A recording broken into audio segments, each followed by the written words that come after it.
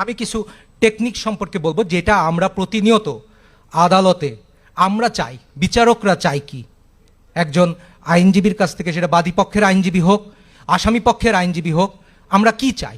এক্সামিনেশনের ক্ষেত্রে প্রধান এবং গুরুত্বপূর্ণ বিষয় হলো প্রিপারেশন এবং talk to your client, talk to your client, talk to your client.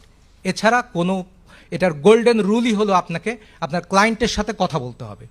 Next, যেমন আপনাকে কিন্তু নো দ্য জাজ, আপনি যেই কোর্টে জেরা বা জবানবন্দি প্রদান করতেছেন আপনার ক্লায়েন্টের জন্য, সেই জাজকে আপনার জানতে হবে।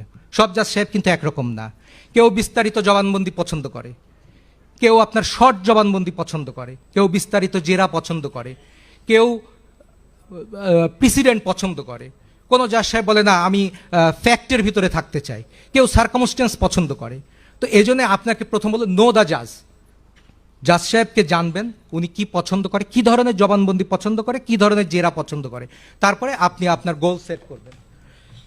আচ্ছা, আর আরেকটা হলো, যেমন আপনি উইটনেস খুব হারিডলি বলার দরকার নেই, খুব তাড়াতাড়ি কোনো কথা বলা দরকার নেই, আস্তে আস্তে স্লোলি সিম্পল ওয়ার্ডে, নট যৌগিক বাক্য। আমরা অনেক সময় করি কি 2-3টা বাক্য একসাথে করে মনে করেন জবানবন্দি আমরা রেডি করি না, একটা একটা করে বাক্য তৈরি করেন, সুন্দর সিম্পল ওয়ার্ডে সিম্পল সেন্টেন্সে জবানবন্দি প্রদান করবে।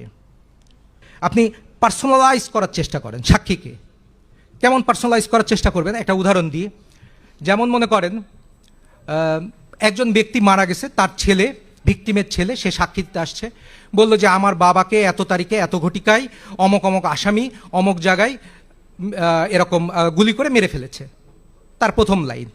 আচ্ছা, এখন যদি আপনি জাস্ট আরেকটু অন্যভাবে চিন্তা করেন, যে আপনি সাক্ষীটাকে এইভাবে উপস্থাপন করলেন, আমার নাম বলল, আমার পিতার নাম লিয়াকত হোসেন, তিনি পেশায় স্কুলের টিচার ছিলেন, প্রাইমারি স্কুলের টিচার ছিলেন।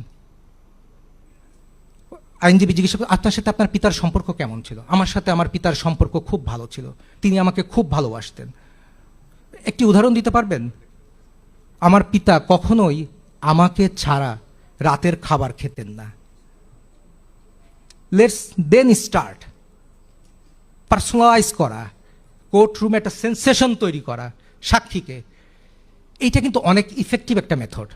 ক্রস এক্সামিনেশন মূলত দেখা যাচ্ছে দুই প্রকার, একটা হলো কনস্ট্রাকটিভ ক্রস এক্সামিনেশন, একটা হলো destructive cross examination. Constructive cross এক্সামিনেশনটা কি, যে ক্রস এক্সামিনেশন আপনি আপনার কেসটাকে এস্টাবলিশ করবেন, সাক্ষীকে জেরা করে আপনার কেসটাকে এস্টাবলিশ করবেন। আর আরেকটা হলো ডিস্ট্রাকটিভ কনস্ট্রাকশন, ডিস্ট্রাকটিভ, সেটাতে আপনি কি করবেন, সাক্ষী যাই বলুক না কেন আপনি তাকে ধ্বংস